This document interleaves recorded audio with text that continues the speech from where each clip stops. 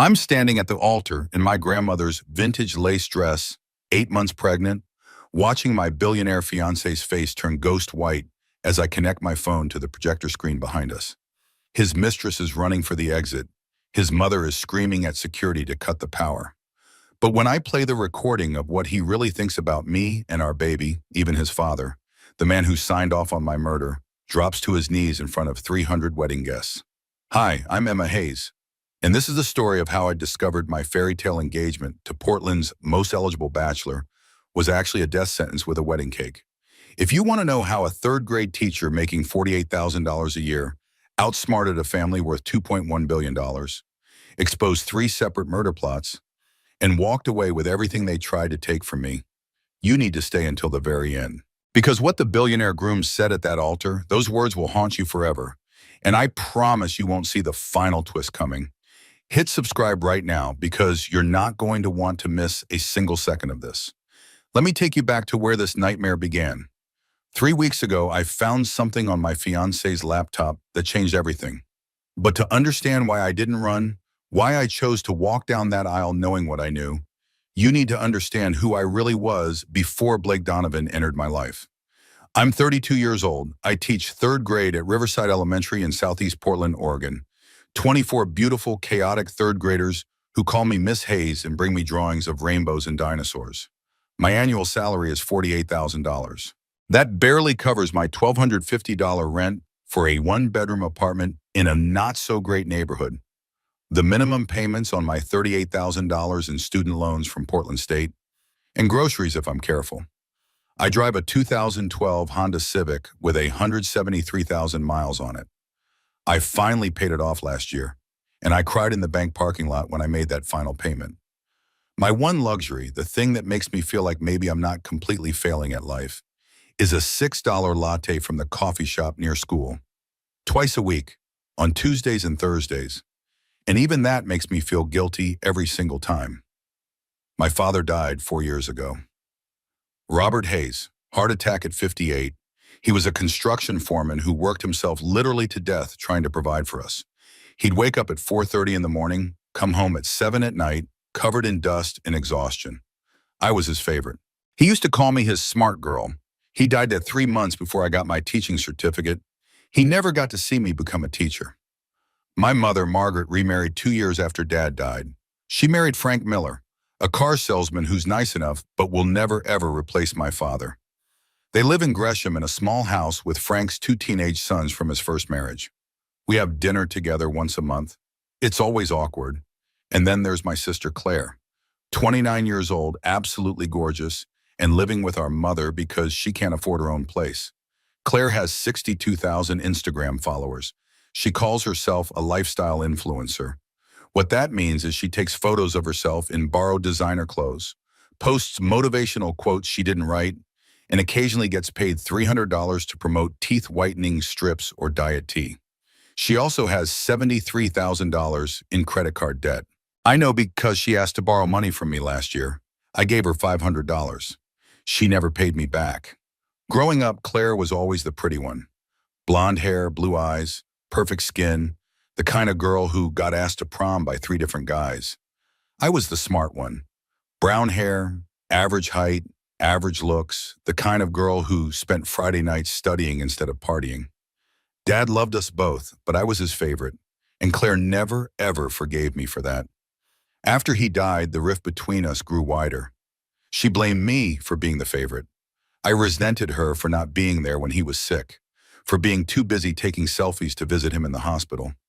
We were civil at family dinners, but we weren't close. We weren't really sisters anymore. I never thought someone like Blake Donovan would look twice at someone like me. 3 years ago, my school held its annual fundraiser auction. We were trying to raise money for new playground equipment because ours was literally held together with duct tape and prayers. Every teacher donated something. Art lessons, tutoring sessions, baked goods. I donated what I thought was a clever idea. Homemade Italian dinner for 2. My grandmother's recipes, her lasagna, her Caesar salad, her tiramisu. The kind of meal that takes all day to make and tastes like love. I expected it to sell for maybe $200, $300 if we were lucky. The auction was in our school gym, decorated with streamers and balloons, filled with parents and local business owners looking to support the school and get a tax write-off. Blake Donovan walked in 45 minutes late. I remember the moment exactly. The auctioneer was in the middle of selling a weekend getaway to Cannon Beach. Everyone was in casual clothes, jeans and sweaters. And Blake walked in wearing a navy suit that probably cost more than my car, looking like he'd stepped out of a magazine. Every head in the room turned. The auctioneer actually stopped mid-sentence. "Ladies and gentlemen, we have a special guest tonight, Blake Donovan from Donovan Enterprises." Polite applause, whispers. Everyone in Portland knew the Donovan name. Real estate empire, billionaires. The kind of family that got featured in Forbes and donated wings to hospitals. The auction continued. Blake sat in the back, checking his phone. I didn't think much of it. Rich guy making an appearance at a charity event? Standard. Then my item came up. Next item, the auctioneer announced, a homemade Italian dinner prepared by one of our wonderful teachers, Miss Emma Hayes. Do I hear $50? Silence. Awkward, painful silence. Parents had been bidding all night, but they'd already spent their budgets on previous items. The silence stretched. I was standing on the side of the gym, blushing, wanting to disappear into the floor. The auctioneer tried again. "Come on, folks. Miss Hayes makes the best lasagna in Portland. $50 to start?" More silence. I wanted to die. Then from the back of the room, Blake Donovan raised his paddle. $10,000.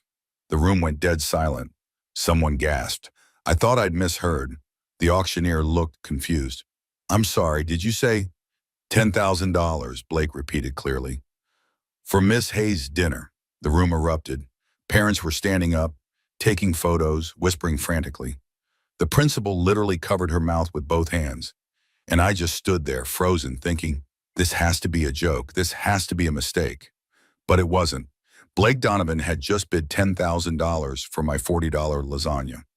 The auctioneer, still in shock, managed to say, "Going once, going twice, sold to Mr. Donovan for $10,000. The room burst into applause. People were cheering, my coworkers were hugging me, and Blake was walking toward me, smiling like he'd done the most normal thing in the world. "I hope $10,000 is enough for the best Italian dinner in Portland," he said. I couldn't form words. "That's incredibly generous. You didn't have to." "I know. I wanted to." Up close, he was devastatingly handsome, tall, probably 6'2", sharp jaw, blue eyes that looked at me like I was the only person in the room, a smile that made my stomach flip. "I'm Blake," he said, offering his hand.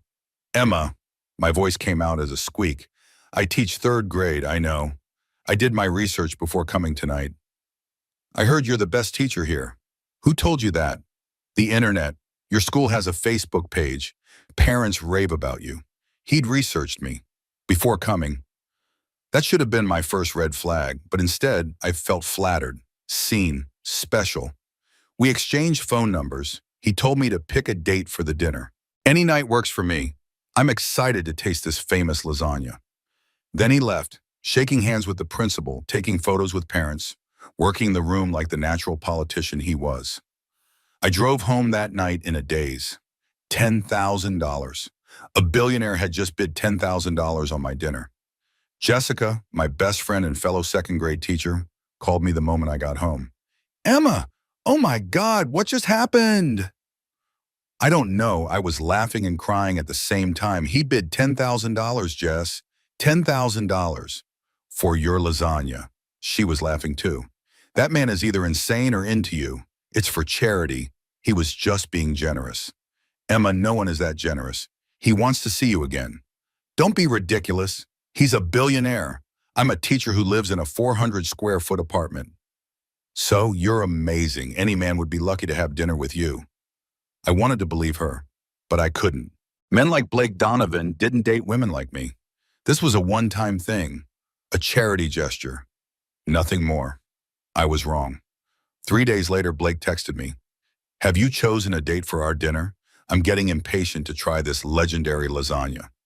I stared at my phone for 10 minutes before responding. "How about next Friday? I can cook at my apartment if that's okay." "Perfect. Send me your address. And Emma, I'm looking forward to it." I spent the next week in a panic. I cleaned my tiny apartment for 6 straight hours. I scrubbed every surface. I bought new dish towels. I rearranged my furniture 12 times. Jessica came over to help and to calm me down. Emma, you need to breathe. It's just dinner. It's not just dinner. I was nearly hyperventilating. A billionaire is coming to my apartment. My apartment that's smaller than his walk-in closet. So what? You're cooking him an amazing meal. That's what he paid for. What if he thinks I'm boring? What if we have nothing to talk about? Then he'll eat quickly and leave, and you'll have a great story. Either way, you win. Friday came, I spent the entire day cooking. My grandmother's recipes were time-intensive. The lasagna alone took 4 hours. Fresh pasta, homemade marinara sauce simmering for hours, 3 different cheeses. I made Caesar salad from scratch, including the dressing. I made tiramisu the night before so it had time to set. By 6 o'clock, when Blake was supposed to arrive, my apartment smelled incredible and I was a nervous wreck. I'd changed outfits 5 times, settling on a simple blue dress that Jessica had helped me pick out.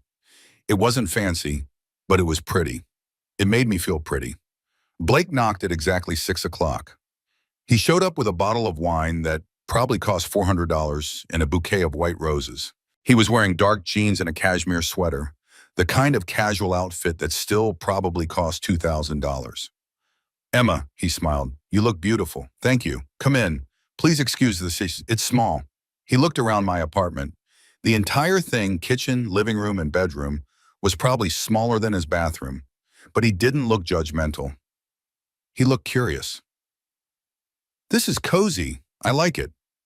We ate dinner at my small kitchen table. I'd been worried about conversation, but it flowed naturally. We talked about education, about his foundation that donated to schools, about my students, about teaching philosophy. Blake was smart, engaged, asking thoughtful questions. He had 3 servings of lasagna. This is incredible, he said. Seriously, I've eaten at Michelin star restaurants, and this is better than anything I've had. You're just being nice. I'm not. I promise you I'm not. After dinner, we moved to my tiny living room. We talked for 5 more hours. About life, about purpose, about what mattered. Blake told me about growing up with wealth, but feeling empty. I told him about losing my father and feeling lost. We shared things I'd never shared with anyone. Deep things. Real things. At 11 o'clock, he stood to leave. I walked him to the door. Emma, he said, I know this started as a charity auction, but I really enjoyed tonight. Would you want to do this again? Dinner, but somewhere other than your apartment. Let me take you out properly. I'd like that. He kissed my cheek. Sweet, gentlemanly, perfect. Good night, Emma. After he left, I stood in my apartment for 20 minutes, just smiling like an idiot. Then I called Jessica. Jess, I think I just had the best date of my life. I told you. Any man would be lucky. That was the beginning, the start of what I thought was a fairy tale. What I didn't know was that Blake Donovan had walked into that school fundraiser with a specific purpose. His mother, Victoria, had sent him there. She'd researched elementary schools in Portland, looking for exactly the right kind of target. Low-income area, beloved teachers, women who would be grateful for attention from a man like Blake. Victoria had given him specific instructions. Find a grateful one, poor, sweet, someone who will worship you, someone no one will miss very much. The $10,000 bid wasn't spontaneous generosity. It was calculated, strategic, the beginning of a murder plan 3 years in the making. But I didn't know that then. Then I just thought I was the luckiest woman in the world. The next 6 months were like a dream. Blake pursued me with the kind of intensity I'd only read about in romance novels. Flowers delivered to my classroom every Monday. My students went absolutely crazy. Miss Hayes has a boyfriend. Is he a prince? When can we meet him? Blake texted me good morning every day and good night every night. He asked about my students by name. How's Marcus doing with his reading? Did Sarah turn in her science project? He actually listened and remembered. Our second date was at a French restaurant downtown, the kind of place with cloth napkins and 5 courses and a wine list I couldn't even pronounce. I felt completely out of place in my Target dress, but Blake made me feel like I belonged. He held my hand across the table and told me I was the most interesting woman he'd ever met. Our third date was a helicopter ride to the Oregon coast. A helicopter. He picked me up at my apartment at 6 in the morning, drove us to a private airfield, and we flew over the mountains as the sun rose.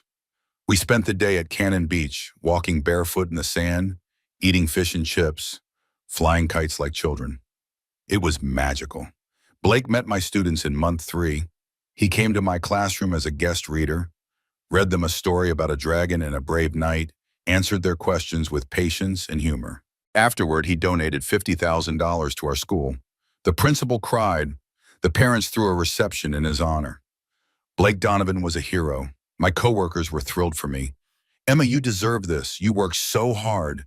You're so kind to everyone. Finally, something good is happening to you. Jessica was less enthusiastic. Emma, this is too good to be true. Be careful. What do you mean?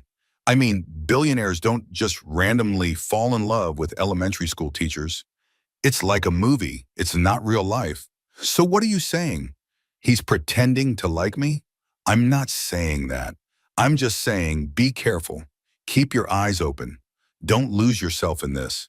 You're just not used to nice guys, I said, defensive. Blake is different. He's genuine. He cares about education, about making a difference. I hope you're right, Jessica said. I really do. 4 months into our relationship, Blake told me he loved me. We were at Cannon Beach again, watching the sunset. The waves were crashing against Haystack Rock. The sky was orange and pink and purple. It looked like a painting. Blake took both my hands. Emma, I love you. You're the most real person I've ever met. You make me want to be better. I was crying happy tears. I love you too. He kissed me, and I thought, this is it. This is the moment I'll tell my grandchildren about. The moment my life changed forever. I wish I could go back and warn that version of myself. I wish I could tell her that Blake Donovan was following a script written by his mother, that every romantic gesture was calculated, that the flowers, the helicopter rides, the donations to my school, all of it was designed to make me fall completely, desperately, blindly in love. Because women in love don't ask questions. Women in love ignore red flags. Women in love are easy to manipulate, easy to control, and when the time comes, easy to kill. But I didn't know that then. Then I was just a 32-year-old teacher who thought she'd finally found her happy ending. Month 6 brought a new development. Blake wanted me to meet his parents. Sunday dinner at the Donovan estate. I was terrified. Don't worry, Blake said. They'll love you. What if they don't? What if they think I'm not good enough for you? Emma, you were an incredible teacher who changes kids' lives every day. You're compassionate, brilliant, beautiful. Anyone would be lucky to have you in their family. Your mother is Victoria Donovan. She's on the Forbes Most Powerful Women list. I'm a teacher who lives in a 400-square-foot apartment. So what? I don't care about any of that. I care about you. The Donovan estate was in Portland Heights, the wealthiest neighborhood in the city. I'd driven past gated communities like this before, but never imagined I'd actually be inside one. Blake's childhood home was 12,000 square feet of intimidation. White columns, marble steps, a circular driveway with a fountain. It looked like the White House. I wore my nicest dress, navy blue from Target, $45. I'd spent an hour on my hair and makeup. I felt sick with nervousness the entire drive there. Blake held my hand and told me everything would be fine. It wasn't fine. Victoria Donovan answered the door herself, not a butler or housekeeper, but Victoria personally. That should have been my first clue that this was some kind of test. She was 63 years old but looked 50. Perfectly styled blonde hair, expensive suit, diamonds that probably cost more than my student loans. She looked me up and down like I was a specimen under glass. So you're the teacher, she said. Not nice to meet you. Not welcome to our home. Just so you're the teacher. Yes, ma'am, I'm Emma. Emma Hayes. I teach 3rd grade at… She turned away before I could finish, dismissing me. Blake, darling, come say hello to your father. Blake kissed on his mother's cheek and guided me inside. The foyer alone was bigger than my entire apartment. Marble floors, crystal chandelier, a sweeping staircase that looked like something from Gone with the Wind. Blake's father, Richard Donovan, was in the living room with a glass of scotch, even though it was only 4 in the afternoon. He was 66, silver-haired, handsome in a faded way. He stood when we entered and shook my hand limply. Emma, Nice to meet you. Nice to meet you too, Mr. Donovan. Please call me Richard. That was the extent of his contribution to the evening. Richard Donovan sat in his leather chair, drank his scotch, and said maybe 10 words the entire night. I found out later he was a functional alcoholic. He'd been drinking since noon, every day, for 30 years. Dinner was served in a formal dining room by staff in uniform. The table sat 12, but there were only 4 of us, so we were spread far apart. Victoria at one end, Richard at the other, Blake and I in the middle, across from each other. It felt designed to make conversation difficult. The meal was 5 courses. Each course had specific silverware. I had no idea which fork to use. I watched Victoria and tried to copy her. I'm pretty sure I got it wrong because she kept giving me looks. Victoria interrogated me throughout the meal. She phrased them as questions, but they felt like attacks. Where did you go to college, Emma? Portland State University. I got my teaching degree there. A state school. She said it like I'd admitted to a crime. I see. What do your parents do? My father passed away 4 years ago. He was a construction foreman. My mother is remarried to a car salesman. Blue collar. How quaint. She smiled without warmth. Do you have any assets? Any inheritance from your father? No, ma'am. My father worked hard his whole life, but we didn't have much. Of course not. She took a sip of wine. And you have student loans, I presume? Yes, about $38,000 remaining. Victoria looked at Blake. 38,000, such a burden. I'm working on paying them down, I said, feeling defensive. I make payments every month on a teacher's salary. How long will that take? 20 years? Probably. But I love teaching. It's not about the money. How noble. The way she said noble made it sound like an insult. Throughout dinner, I kept trying to make eye contact with Blake, silently begging for help. But he just smiled and told his mother about a new real estate deal, changing the subject like everything was fine. When I excused myself to use the restroom, I got lost. The house was massive, hallways branched off in every direction. I finally found a bathroom, but on my way back, I heard voices coming from a study. The door was cracked open. I recognized Blake's voice and his mother's. I should have kept walking. I should have gone back to dinner. But something made me stop. Some instinct. Some warning bell in my subconscious that said, listen. She's perfect, Victoria said. Docile, poor, grateful. She'll do exactly what we need. Mother, I actually like her. Liking her is irrelevant. She fits the profile. Don't complicate this with sentiment. But what if... Blake, Victoria's voice turned sharp. We've discussed this. The timeline is set. Don't question it now. I know. You're right. Good. Now go back out there and be charming. Make her feel special. Make her fall completely in love with you. Silence. Then Blake said, what if she finds out? She won't. She's too trusting. Too naive. Women like her believe what they want to believe. You tell her you love her, she believes you. Simple. I stood in that hallway frozen, my heart pounding. Profile? Timeline? Make her fall in love? What were they talking about? I convinced myself I'd misunderstood. Taken things out of context. They were probably talking about business, about some deal. Not about me. It couldn't be about me. When I returned to dinner, Victoria smiled at me. Everything all right, dear? Yes, ma'am. Just got a bit turned around. It's a large house, easy to get lost. The rest of dinner was torture. I couldn't eat. My stomach was in knots. Blake drove me home afterward, holding my hand, asking if I'd had a good time. Your mother doesn't like me. She's just protective. Give her time. She'll warm up to you. Blake, I heard something. When I was looking for the bathroom, I heard you and your mother talking. Something about a profile? A timeline? Blake's jaw tightened for just a second. Then he laughed. Oh, that. We were talking about a development project. Mother has very specific profiles for potential properties. It's incredibly boring business stuff.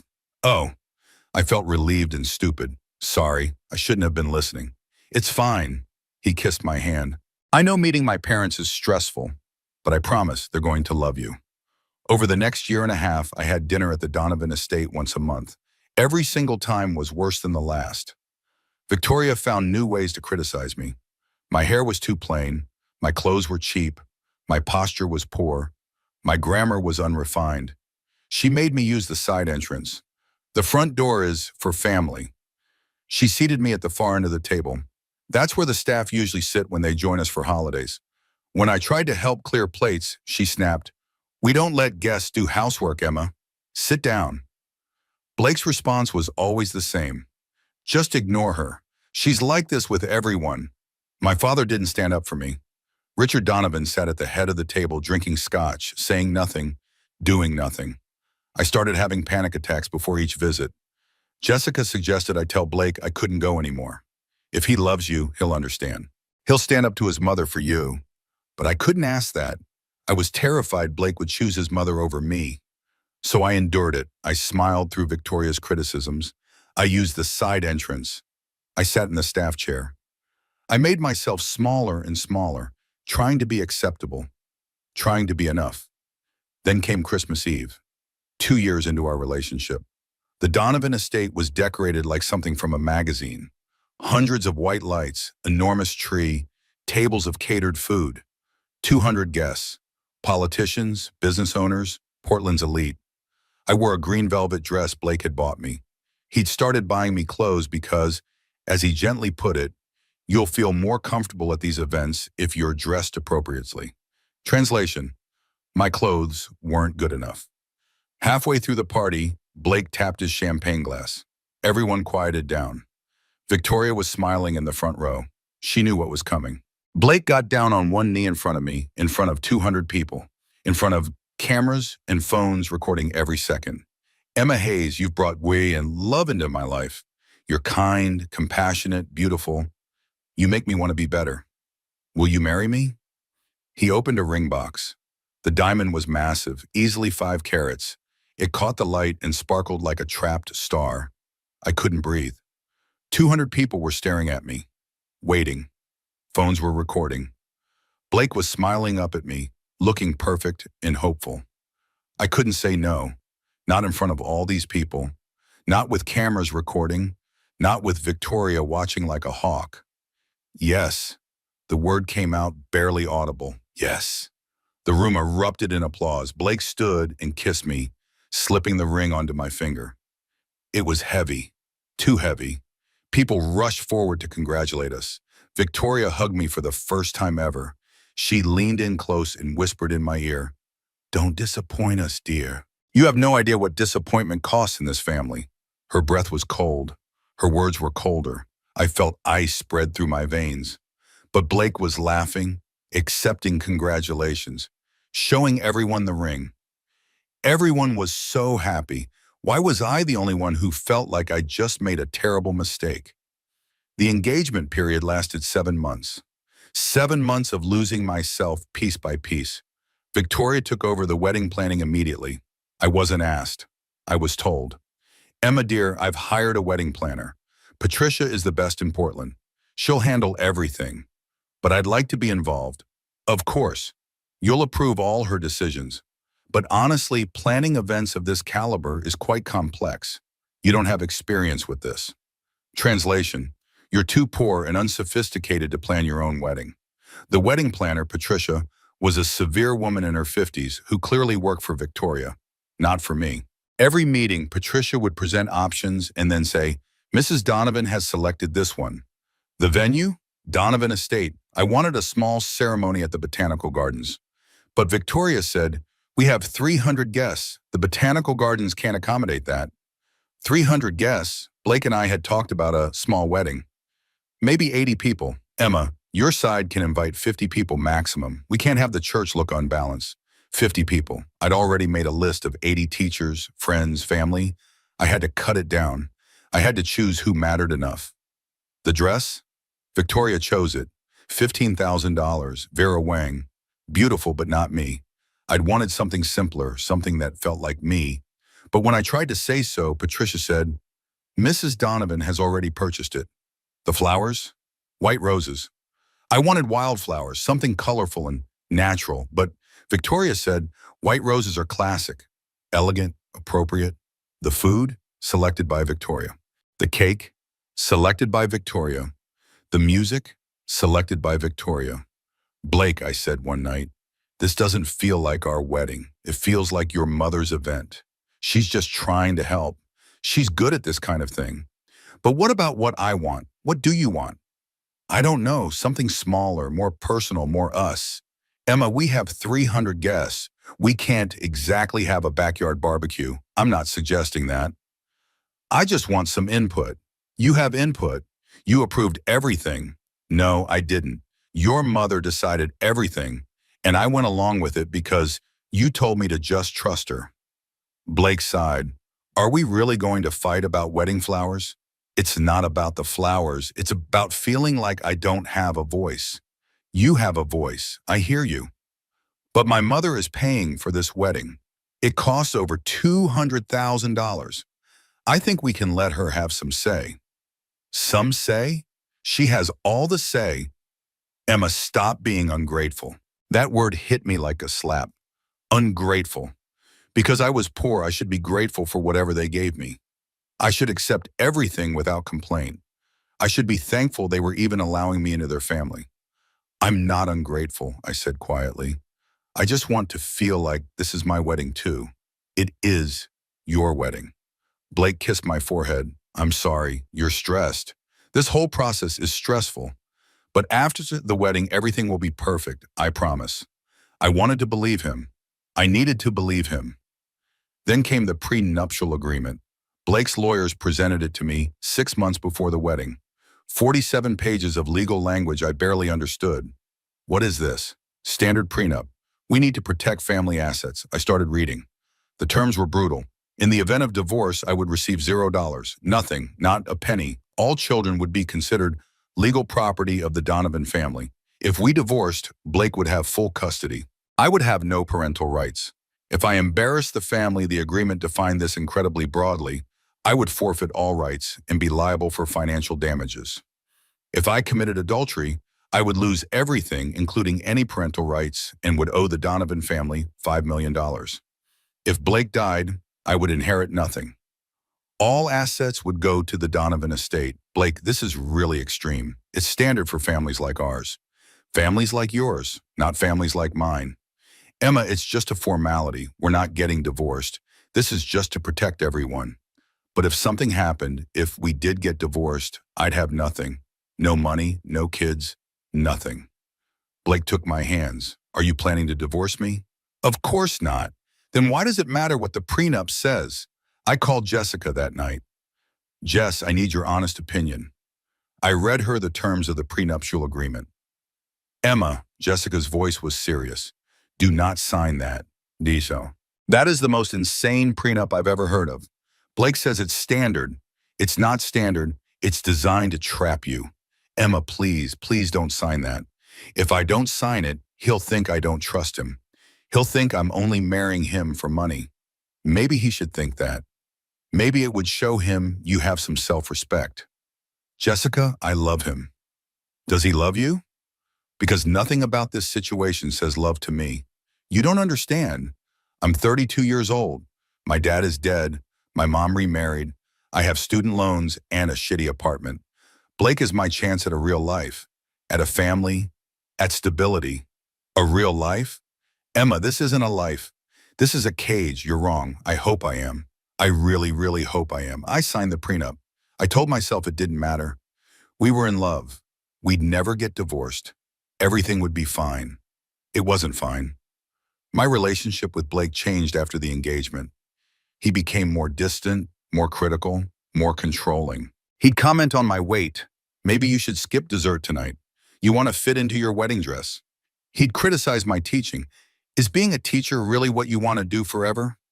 Don't you want something more ambitious? He'd question my friendships.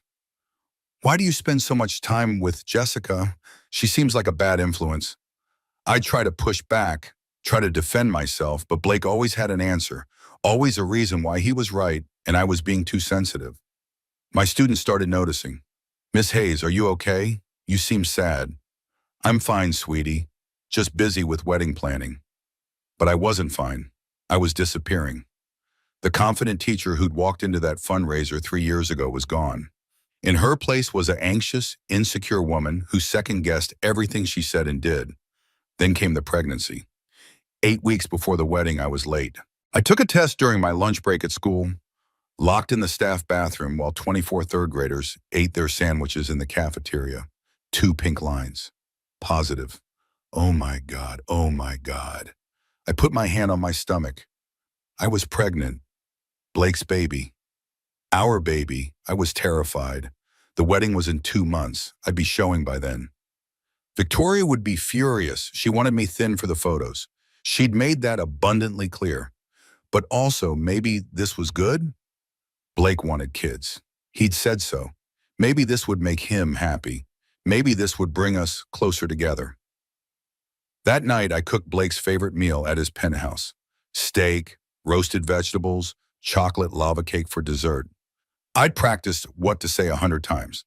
I had the pregnancy test in a small gift box with tiny baby shoes I'd bought at Target.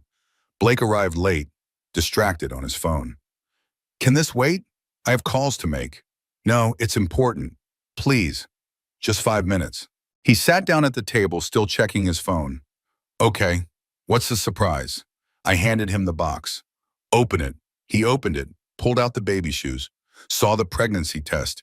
His face went completely white. He froze for at least 10 seconds, just staring at it. Blake, say something. I'm pregnant. I couldn't tell if I was asking or telling. His smile was forced. This is wow. Okay, I wasn't expecting this. Are you happy? Of course, yes.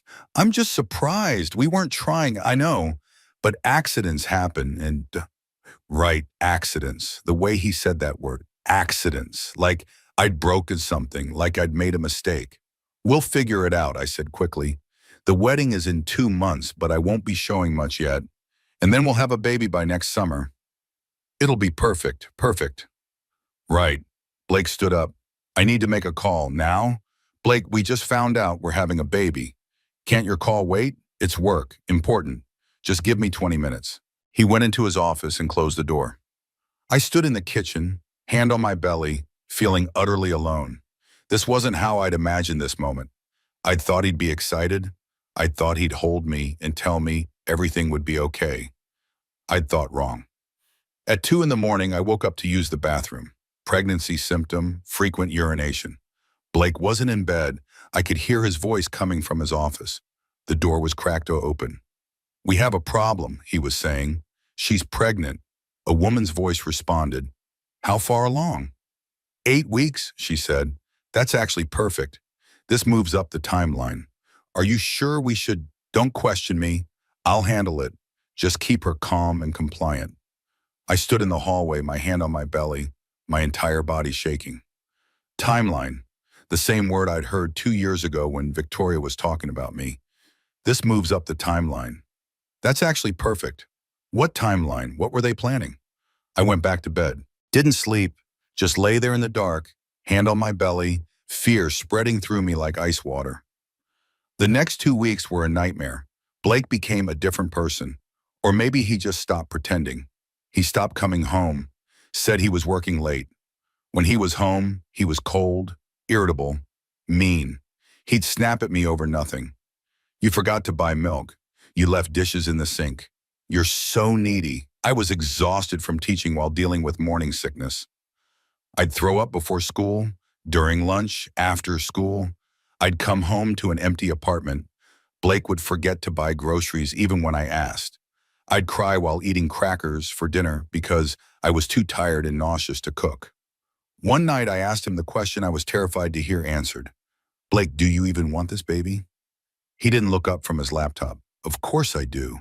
Then why do you act like you hate me? I don't hate you. I'm stressed about work. Stop being so needy. I'm not being needy. I'm pregnant and alone and scared. You're not alone. You're being dramatic. I felt like I'd been punched. Dramatic, needy, ungrateful. These were the words Blake used now. The kind romantic man from the beginning was gone. This stranger who insulted me had taken his place. A few days later, I suggested postponing the wedding. I'll be showing by then. Maybe we should wait until after the baby. No. Blake's voice was sharp. The wedding is in 2 months. That's perfect timing. Perfect timing for what? He realized his mistake immediately. For everything. The venue is booked. Invitations are sent. We're not postponing. But Blake, Emma, stop. We're getting married in 2 months. End of discussion. The way he said perfect timing, it echoed Victoria's voice. This moves up the timeline. That's actually perfect.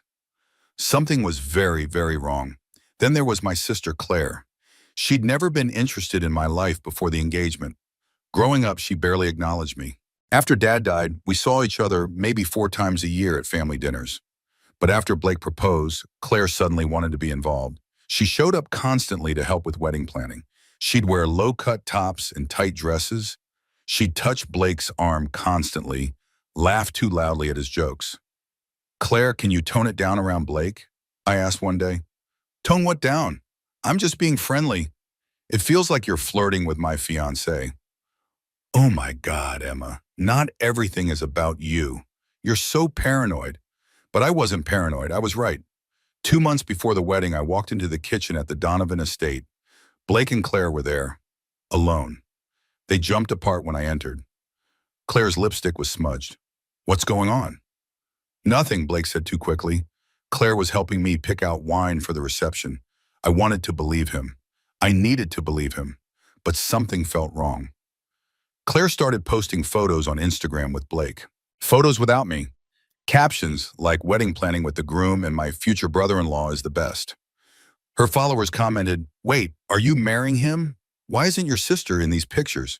When I confronted her, she said, "You're just jealous of my follower count.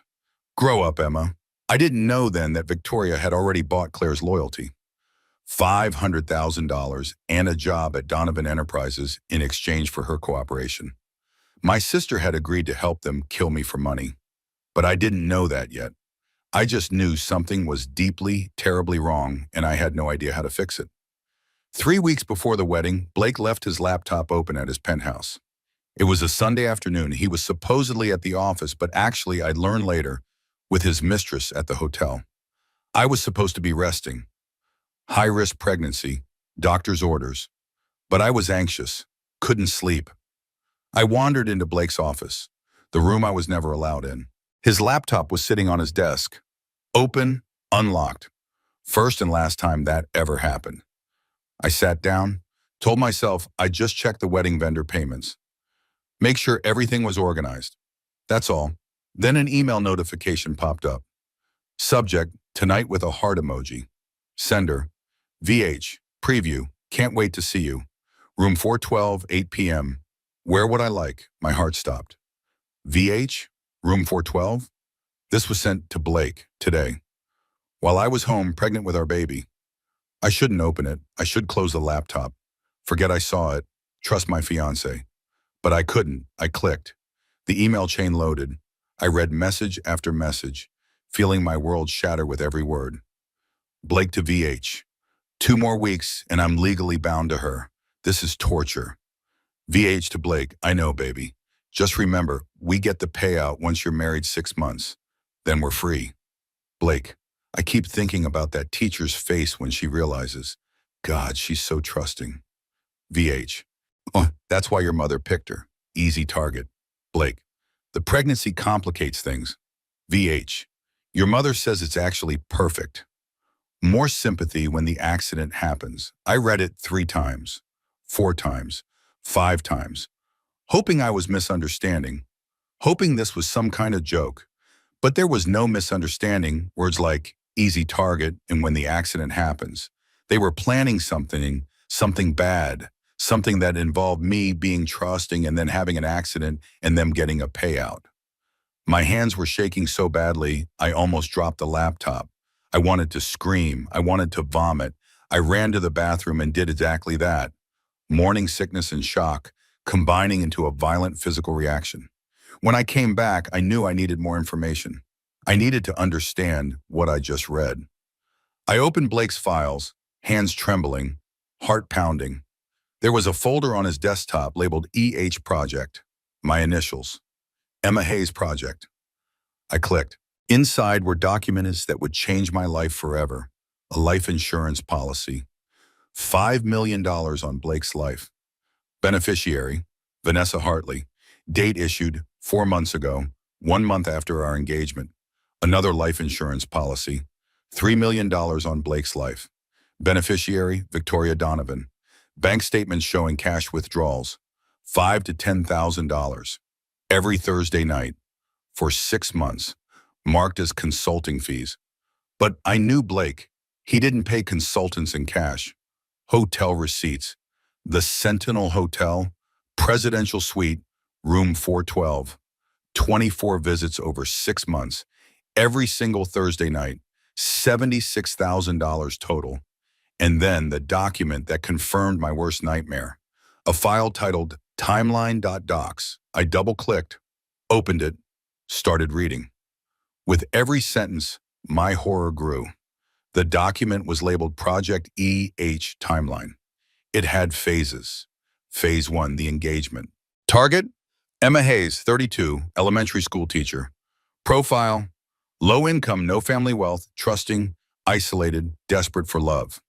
Method, public proposal creates witnesses that relationship was romantic. Prenup ensures she has no legal claim to assets. Status, complete. Target signage, prenup without legal counsel. Phase 2, the pregnancy. Objective, establish paternity for maximum sympathy post-incident. Timeline, Target became pregnant 8 weeks ago. Public perception, Blake was going to be a father, critical for post-incident PR. Status, complete. Target is 8 weeks pregnant. Phase 3, the wedding. Date in 2 months. Location, Donovan Estate. Guess, 300, 250 from Donovan's side. Witnesses to happy marriage. Objective, legal marriage certificate plus public record of loving relationship. Status, in progress. Phase 4, the waiting period, 6 months post-wedding. Objective, establish appearance of stable marriage through charity events, social media posts, pregnancy updates. Vanessa Hartley maintains low profile during this period. Status, not yet initiated. Phase 5, the incident. Method, staged accident. Drowning preferred, Victoria's specialty. Location, coastal property or yacht owned by Shell Company. Untraceable. Cover story, tragic accident during baby moon weekend. Target will be 9 months pregnant or postpartum for maximum sympathy. Blake plays grieving widower. Media strategy, pre-written press releases, interview talking points. Projected outcome, national sympathy, business boost, political connections strengthened. Phase 6, the aftermath. Blake waits 18 months before moving on with Vanessa Hartley. Appropriate mourning period. Vanessa introduced as someone who helped him through grief. Marriage 2 years post-incident. Insurance payout, $5 million to Vanessa, laundered through offshore accounts. $3 million to Victoria, investment in next development project. Blake's public image, tragic hero who found love again. The document went on. Potential complications. Target becomes suspicious. Low risk, proven extremely naive. Target's family interferes. Low risk. Mother remarried and distant. Sister is compromised. Sister is compromised. Claire. My sister. They'd bought my sister. Assets in place. Claire Hayes, Target's sister. Payment. $500,000 promised position at Donovan Enterprises. Role. Help gaslight Target or provide alibis, eventually comfort family after incident. Played devastated sister for media. Also listed, Dr. Morrison, medical examiner, $200,000 will rule death as accidental. Detective Walsh, Portland PD, on Victoria's payroll for 10 years. Judge Hendricks handles any legal challenges. Conclusion, project remains on schedule. Target shows no signs of suspicion. Proceed as planned. I sat at Blake's desk, reading this document, my hand on my pregnant belly, and I couldn't breathe. I literally could not breathe. They were going to murder me. They were going to wait until I gave birth, then kill me in a staged drowning accident. Blake would play the grieving widower. Vanessa, whoever she was, would comfort him through his grief. They'd eventually get married, and Claire would cry at my funeral and collect her $500,000. And my baby. My baby. The document said Target will be 9 months pregnant or postpartum. They were planning to kill me right before or right after I gave birth. What would happen to my baby? Would they kill her too, or would they let her live so Blake could play devoted single father? I started to hyperventilate.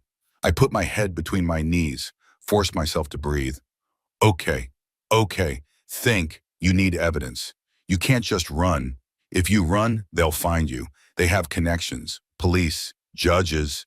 They'll find you. I pulled out my phone. My hands were shaking so badly I could barely hold it. I photographed everything, every page of the timeline document, the insurance policies, the bank statements, the hotel receipts, the email chain with Vanessa, everything. I heard the penthouse door open. Blake was home. Early. Shit. I was still in his office. I closed the laptop, tried to look casual. But my face was probably white. My hands were shaking. I was sweating. Blake appeared in the doorway. Emma, what are you doing in here? His voice was cold, suspicious.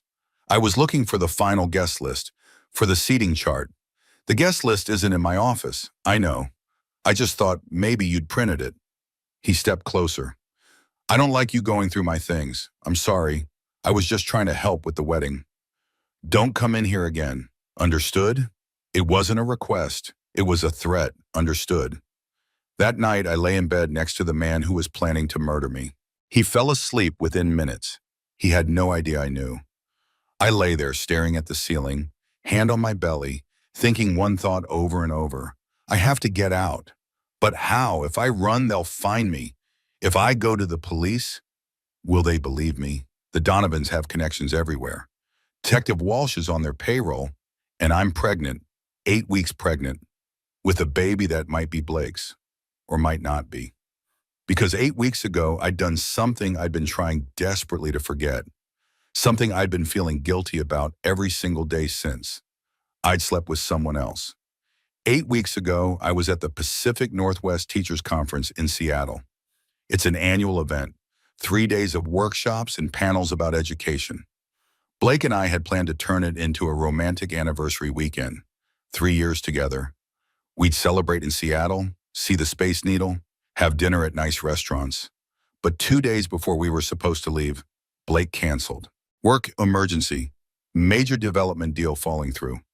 I have to stay in Portland.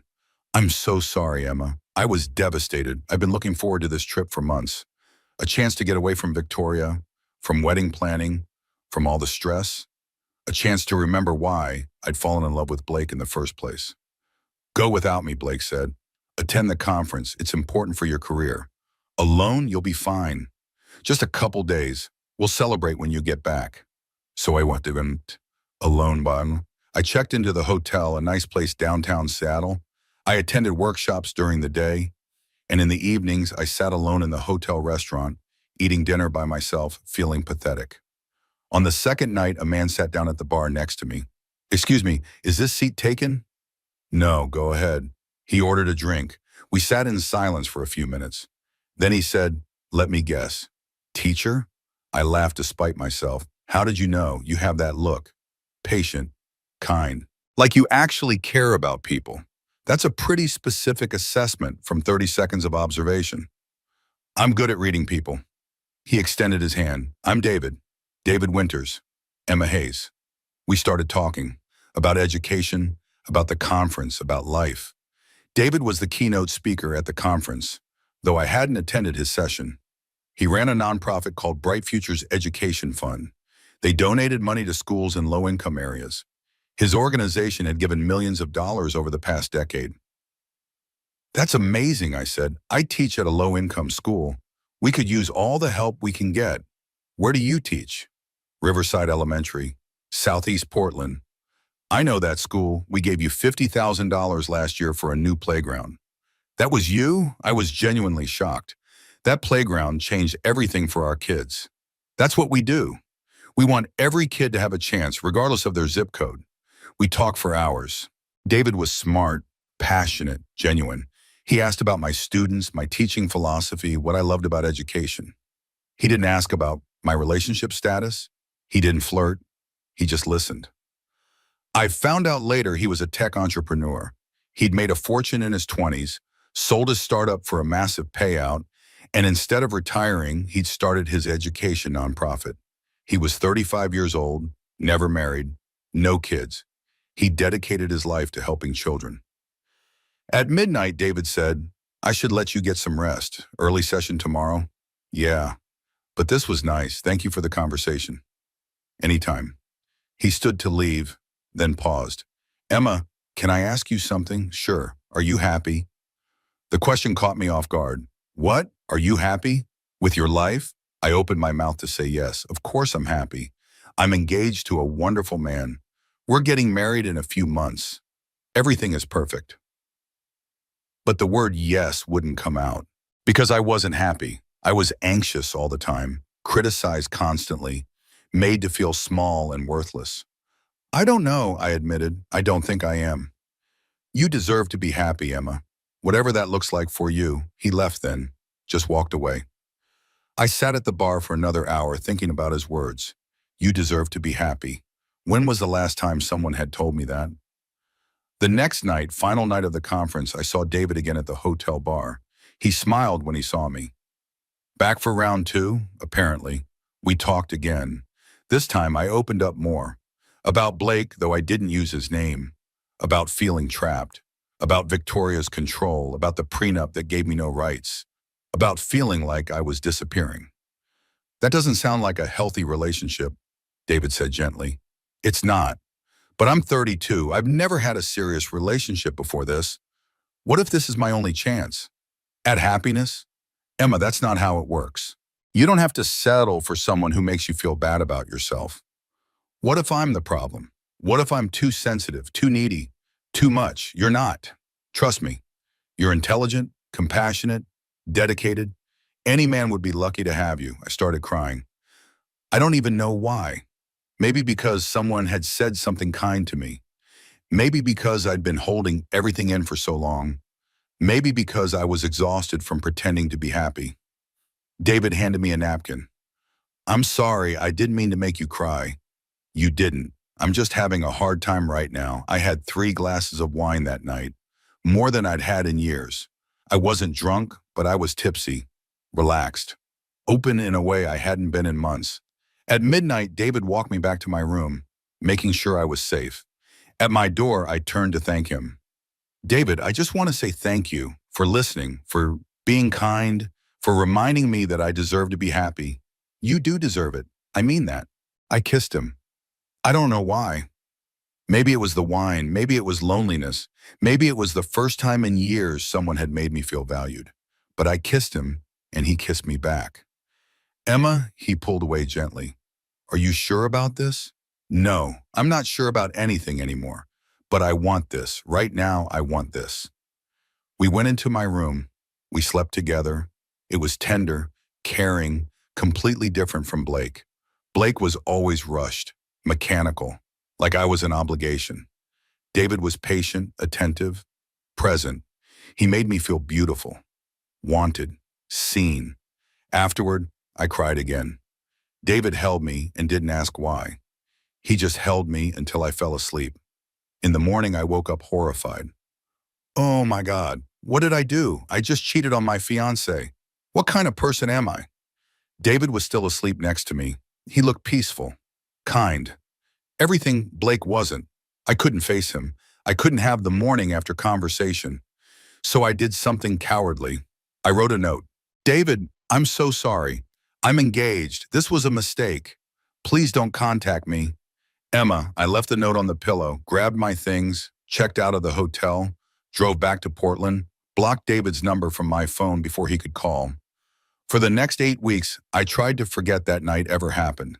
I felt guilty every time I looked at Blake, every time he kissed me, every time we discussed wedding plans. I'd cheated on my fiancée. I was a terrible person.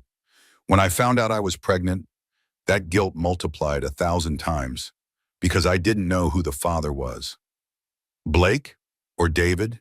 The timeline was close. I'd slept with David 8 weeks ago. I'd slept with Blake 7 weeks ago. The baby could be either one's. I told Blake the baby was his. Because what else could I say? I cheated on you and I don't know who the father is. That would end everything. The wedding would be canceled. Blake would leave me. I'd be alone, pregnant, with no money and no support. So I lied. I told Blake the baby was his. And I tried to convince myself it was true.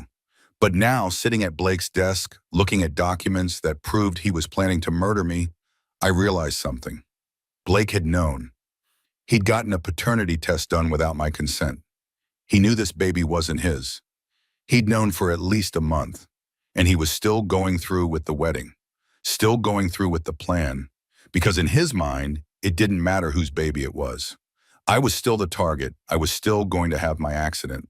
And the baby, whoever's baby it was, would be collateral damage, unless I stopped them. The next morning, I called in sick to school for the first time in 8 years. My principal was concerned.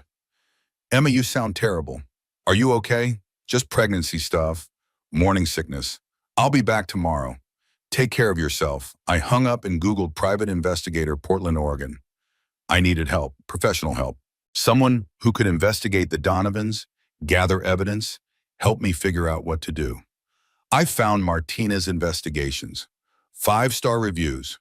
Specializes in infidelity, fraud, and family law cases. I called immediately. The office was small, above a pharmacy in Southeast Portland. When I walked in, I was already crying. I couldn't hold it together anymore. The receptionist took one look at me and said, "Honey, sit down. I'll get Dolores." Dolores Martinez was a big woman, probably 52, with kind eyes and a no-nonsense expression. Former LAPD detective who'd moved to Portland 10 years ago and started her own private investigation firm. She sat across from me and said, "Tell me everything." I showed her the photos on my phone, the timeline document, the insurance policies, the emails, the hotel receipts, the whole horrifying plan laid out in detail. Dolores read everything in silence. When she finished, she looked up at me and said just 2 words. "Jesus Christ. Can you help me? Honey, I'm going to do everything I can, but I need you to understand something. The people you're dealing with are dangerous. They have money, they have connections. This isn't going to be easy, I know. But I don't have a choice. If I do nothing, they're going to kill me. Then we fight back. Here's what I need to do. I need to identify this Vanessa Hartley person. I need to follow your fiancé and document the affair. I need to follow your sister and find out exactly what her role is. I need to dig into Victoria Donovan's past and see if she's done this before. And I need to build a legal case that will hold up in court. How much will that cost? My rate is $200 an hour plus expenses. A case like this could run $10,000 to $15,000. I only have $8,000 in savings." Dolores looked at me, really looked at me, pregnant, terrified, alone. She made a decision. "I'll do it for $5,000. And Emma, we're going to nail these bastards." Dolores Martinez spent the next 7 days investigating my life, and what she found was even worse than I'd imagined. Day 1 was Thursday night. Dolores followed Blake from his office at Donovan Enterprises. He left at 7 p.m., drove directly to the Sentinel Hotel in downtown Portland. Luxury hotel, $800 a night for standard rooms. The presidential suite was $3,000 a night. Blake walked through the lobby like he owned the place. Dolores followed, dressed like a hotel guest, carrying shopping bags to blend in. Blake went directly to the elevators, pressed 4. Dolores followed to the 4th floor. Found room 412, presidential suite. She could hear voices inside, male and female, laughing. She'd brought equipment, a parabolic microphone, the kind police use for surveillance. Technically legal if used in a public space, which a hotel hallway technically is. She pointed it at the door and started recording. What she captured made me want to vomit when she played it for me later. Blake's voice, God, I needed this. 2 more weeks of pretending to care about her. Woman's voice, sultry and confident. Poor Blake, having to sleep next to the frumpy teacher. Blake laughing. She's not that bad. She's just plain, boring. Woman, and soon to be dead. Blake, don't. I feel guilty enough as it is. Woman, you feel guilty? Blake, she's a nobody. She was going to live a teen, mediocre life anyway. At least this way, her death will mean something. It'll boost your career. Blake, I know, mother keeps saying that. Woman, your mother is brilliant. This plan is perfect. Blake, I just hope she doesn't figure it out before the wedding. Woman, she won't. She's too trusting, too naive. That's why Victoria picked her. Dolores also got photographs. She used a long-range camera through the partially open curtains. She got clear shots of Blake and Vanessa kissing. Blake and Vanessa in bed, partially clothed but clearly intimate. Vanessa wearing red lingerie, the exact color Blake had mentioned in his email. Where would I like? At 11:30 p.m., Blake left the hotel, drove back to his penthouse where I was supposedly sleeping. I was awake. I heard him come in, brush his teeth, slide into bed next to me. He kissed my forehead and whispered, "I love you." I wanted to scream. I wanted to push him away, but I didn't. I just lay there pretending to sleep, wondering how much longer I could keep up this charade. Day 2, Dolores ran a background check on Vanessa Hartley. Vanessa Hartley, age 28, born in Portland, graduated from University of Oregon with a business degree. Currently employed as Executive Vice President of Operations at Donovan Enterprises. Salary, $250,000 a year. She'd been hired 3 years ago, the exact same month Blake started dating me. That wasn't a coincidence. Dolores interviewed a former Donovan Enterprises employee off the record. The woman who asked not to be named said everyone knew Vanessa was sleeping with Blake. It was an open secret, and everyone knew Victoria approved. Victoria handpicked her. Vanessa lived in a luxury condo in the Pearl District, $4,500 a month. On her salary, that was doable but tight. But she also drove a Tesla Model S, $80,000 car, registered to a shell company owned by guess who? Victoria Donovan. Dolores got access to Vanessa's Instagram using a fake account. Vanessa's profile was private, but she accepted follower requests readily. She was vain, loved the attention. Her Instagram was exactly what you'd expect. Photos of luxury vacations. Cabo, Paris, Aspen, designer clothes, expensive jewelry, fancy dinners. Captions like, "Living my best life and blessed and grateful." No photos of Blake. They were keeping the affair secret. But one photo from 6 months ago showed Vanessa's hand with a distinctive ring next to a man's hand. The man's face was cut off, but his watch was visible. A Patek Philippe, $50,000 watch, Dolores cross-referenced. Blake owned that exact watch. I'd seen it on his wrist 1,000 times. Day 3, Dolores followed my sister Claire. Claire left our mother's house at 10 a.m. on Saturday, drove to the Donovan estate. She was there for 3 hours. Dolores couldn't get close. The property is gated with security, but she photographed Claire entering and leaving. In the afternoon, Claire met Victoria for lunch at Le Pigeon, an expensive French restaurant downtown. $200 per person. Who was paying? Not Claire, who was $73,000 in debt. Dolores got a table nearby. She was wearing a disguise, wig and glasses, dressed like a wealthy older woman. When Claire went to the bathroom, Dolores quickly planted a tiny recording device on the back of Claire's chair. Risky, probably illegal, but necessary. The conversation she recorded made me sob when I heard it. Victoria's voice, "Are you ready for your role at the wedding, dear?" Claire's voice, "I've been practicing my crying face in the mirror." Victoria laughing, "Excellent. When Emma dies, you'll be the devastated sister. The media will eat it up." Claire, "Well, what if people think it's suspicious that I'm suddenly close with you?" Victoria, "They won't. We've been laying the groundwork, the Instagram posts, the wedding planning photos. Everyone thinks you're just a supportive sister." Claire, "And after it happens, do I get what you promised?" Victoria, "Of course. $500,000 wired to your account within 48 hours of her death, plus a position at Donovan Enterprises, $120,000 salary." Claire, "What about Blake? You said there was a chance." Victoria, cutting her off, "Blake is for Vanessa. I thought we were clear about that." Claire, disappointed, "Right. I just thought, since I'm helping." Victoria, "You're being compensated generously. Don't be greedy, Claire. Greed is how people make mistakes." Claire, "I'm not greedy. I've always hated her, you know? Emma, the perfect daughter. Dad's favorite." Victoria, "I know, dear, and soon she'll be gone, and you'll finally have everything you deserve." When Dolores played me that recording, I was sitting in her office. I listened to my sister talk about practicing her crying face for my funeral. I listened to her admit she'd always hated me. I listened to her ask about $500,000 for helping them murder me. I put my head down on Dolores's desk and sobbed. My sister, my own sister, for money. Dolores let me cry for a few minutes, then handed me tissues. "Emma, I know this hurts, but we need to keep going. We need more evidence. Days 4 and 5, Dolores dug into Victoria Donovan's past. She called in favors from her old contacts at LAPD and Portland PD. She asked them to search for any suspicious deaths connected to the Donovan family over the past 40 years. They found 3 cases. Case 1, Catherine Donovan, Blake's biological mother, died 35 years ago when Blake was 3 years old.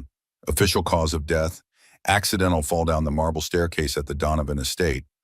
But there were inconsistencies in the autopsy report, bruising on her back that didn't match a simple fall, and a housekeeper who'd initially claimed she saw Victoria at the top of the stairs just before Catherine fell. The housekeeper later recanted her statement and disappeared. Dolores tracked her down. She was living in Arizona under a different name. Off the record, she admitted Victoria had paid her $100,000 to recant and leave Oregon. Case 2, Rebecca Lawson, Blake's first fiancée, died 6 years ago at age 29. Car accident on Highway 101 along the Oregon coast. Drove off a cliff on a rainy night. Officially ruled accidental. But Rebecca had texted her best friend the morning she died. Blake's family scares me. If anything happens to me, it wasn't an accident. The investigating detective, Detective Michael Walsh, the same detective who was listed in Blake's timeline document as being on Victoria's payroll. The case was closed within 2 weeks. Life insurance payout, $2 million to Blake Donovan. Case 3, James Porter, a business rival, died 9 years ago at age 52. Official cause, suicide by gunshot. But James had been suing Donovan Enterprises for $50 million, alleging fraud in a commercial real estate deal. He was winning the case. Discovery had revealed damaging documents. Trial was set to begin in 1 week. Then James supposedly shot himself in his home office. His wife found him. His family insisted he wasn't suicidal. He'd just become a grandfather. He was planning a retirement trip to Italy. He was excited about life. But the case was ruled suicide, the lawsuit died with him, and Donovan Enterprises avoided a $50 million payout and massive public scandal. Victoria Donovan is a serial killer, Dolores told me on day 7 when she presented all her findings. She's been murdering people for at least 35 years. She killed Blake's biological mother to marry his father and take control of the family fortune. She killed Blake's first fiancée, probably because Rebecca was getting suspicious. She killed a business rival to avoid a lawsuit. And now she's planning to kill you. Why? I asked. Why me? What did I do? You didn't do anything. You're just convenient. Victoria needs Blake to have a wife and child for political purposes. Good family man, devoted father, that plays well for business connections and potential political runs. But she doesn't actually want you in the family long term. You're not from their world. You'd be an embarrassment at certain events. So the plan is, Blake marries you, you have a baby to establish him as a devoted father, then you die in a tragic accident. Blake plays grieving widower. Huge sympathy. Media coverage. Victoria gets $3 million in insurance money to invest in new developments. Vanessa gets $5 million and eventually marries Blake after an appropriate mourning period. Everyone wins, except you. And my baby? I don't know. That part wasn't clear in the documents. But Emma, you said in the initial consultation that there's a chance this baby isn't Blake's, that you slept with someone else 8 weeks ago. Yes, I told her about David, about Seattle, about the one night that I'd been feeling guilty about for weeks. Does this David know you're pregnant? No. I blocked his number. I left him a note saying it was a mistake. Emma, you need to tell him. Why? Even if he is the father, he's just a stranger. A one-night stand. Why would he want to be involved in this mess? Because Dolores said gently, we might need his help. The Donovans have billions of dollars and connections everywhere. We need someone on your side who has resources. He runs a nonprofit. He's probably not rich. Dolores smiled. Emma, I already looked him up when you mentioned him yesterday. David Winters is the founder of Bright Futures Education Fund. He sold a tech startup 9 years ago for $200 million. His current net worth is estimated at $180 million. He absolutely has resources. And more importantly, if there's a chance that baby is his, he has a right to know. I can't ask him for help. I slept with him once. He probably doesn't even remember me. Want to bet? What do you mean? Dolores pulled out her phone and showed me something. David Winters' call log, Or rather, calls he'd made to a private investigation firm. My firm. He contacted me 6 weeks ago asking me to make sure a woman named Emma Hayes in Portland was okay. He'd been trying to reach you, but you blocked his number. He was worried about you. He hired me to check on you from a distance. That's how I knew about him before you told me. That's why I asked you about Seattle. I've been keeping tabs on you for David for 6 weeks. I stared at the phone. David had been trying to protect me for 6 weeks? A man I'd spent one night with cared enough to hire a private investigator to make sure I was safe? He cares about you, Emma. And if that baby is his, he deserves to know. More than that, he might be the only person with enough money and resources to help you fight the Donovans. I don't even know if the baby is his. It could be Blake's. There's a test for that. Non-invasive prenatal paternity test. Just a blood draw from you. Results in 48 hours. Do you want to know? I thought about it for a long time. Did I want to know? If the baby was Blake's, that didn't change anything. Blake was still planning to kill me. But if the baby was David's, that changed everything. That meant this baby had a father who wasn't a murderer. That meant this baby had a chance at a normal life. Yes. I want to know. Dolores set up the paternity test for the next day. She also made a phone call. Mr. Winters, this is Dolores Martinez. We need to talk about Emma Hayes. She's in danger. And she's pregnant. Can you come to Portland? I could hear David's response even from across the room. Is she okay? I've been trying to reach her for weeks. She blocked my number. She's not okay. She's in serious danger. And she needs help. I'm on my way. 2 hours later, David Winters was in Dolores's office. He looked exactly the same. Kind eyes, gentle smile. When he saw me, pregnant and terrified, he didn't hesitate. He crossed the room and pulled me into a hug. Emma, are you okay? I broke down completely, sobbed into his shoulder. No, I'm not okay. Tell me everything. So I did. I told him about Blake, about Victoria, about the timeline document, about the murder plan. I told him about Claire's betrayal. I told him about the police refusing to help because the evidence was inadmissible. I told him about feeling trapped and terrified and completely alone. David listened to everything. When I finished, he said, okay, here's what we're going to do. First, I'm getting you out of that apartment tonight. Second, I'm hiring the best lawyers in the country. Third, we're going to that wedding and we're going to destroy them in front of everyone. David, they'll kill me before the wedding. Not if you're under 24/7 protection. Not if they don't know where you are. This is insane. So is planning to murder your pregnant fiancé. We're fighting fire with fire. There's something else you need to know, I said. The baby I'm carrying, there's a chance it's yours. David was quiet for a moment. Then he said, is there really a chance or are you sure it's mine? I took the paternity test this morning. Results come in 48 hours. I won't know until then. Emma, I need to ask you something, and I need you to be honest with me. Okay, that night in Seattle, did you feel something? Or was it just a one-time thing for you? I felt something, and I told him the truth. I felt more with you in one night than I'd felt with Blake in 3 years. But I was engaged. I was terrified. I ran away because I didn't know how to handle what I was feeling. David reached across the table and took my hand.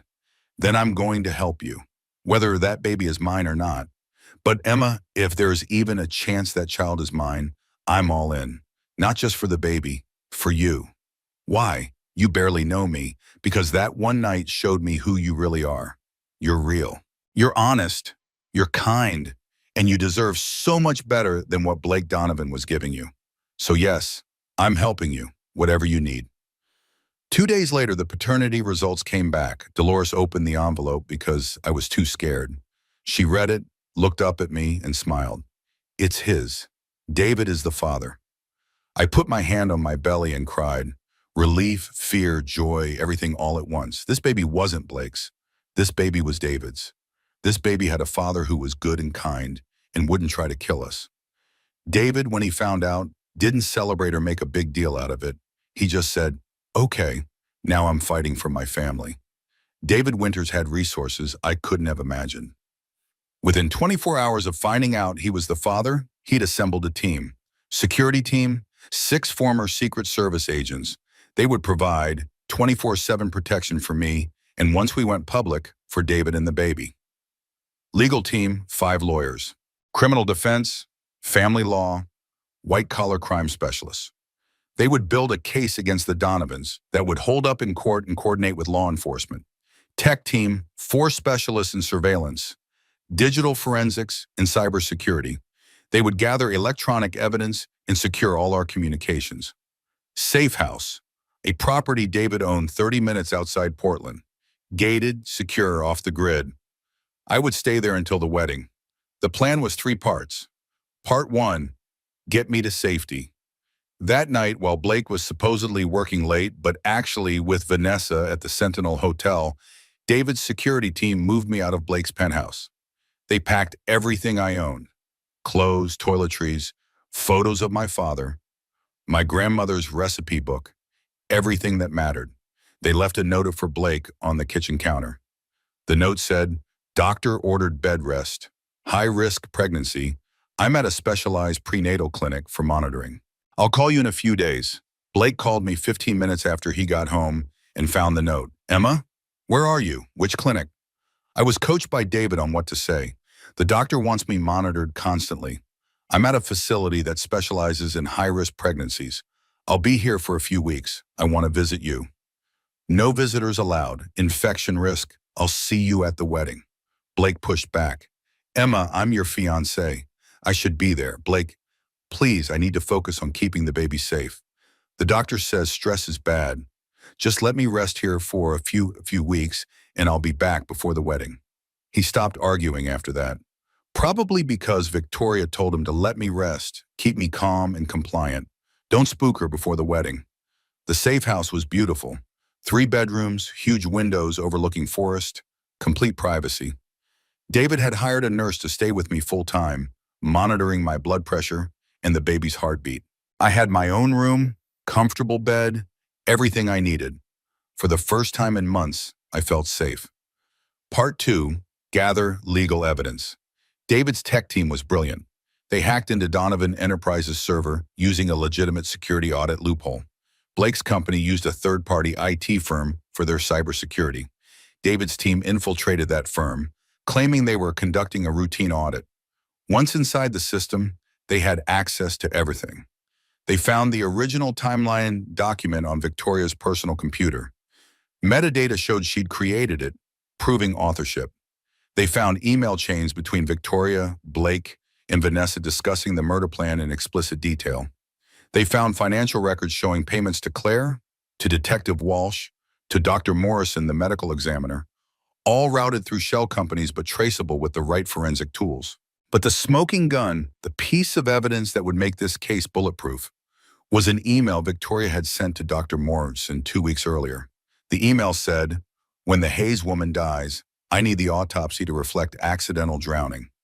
Pregnancy complications, preeclampsia, she fell overboard during a baby moon excursion. You'll be compensated as usual. $200,000, offshore account, routing information attached." Dr. Morrison's response, "Understood. Same account as the Lawson case?" Victoria's response, "Yes, and doctor, this needs to be perfect. No questions, no investigation, no loose ends." Dr. Morrison, "There won't be. You have my word." David's lawyer nearly jumped out of her chair when she saw that email. "This is it. This is conspiracy to commit murder, bribery, corruption of a public official, obstruction of justice, and it ties her to Rebecca Lawson's death. Emma, with this email, we can bring the FBI in." And we did. David's legal team presented everything to the Portland FBI field office. The agents were skeptical at first.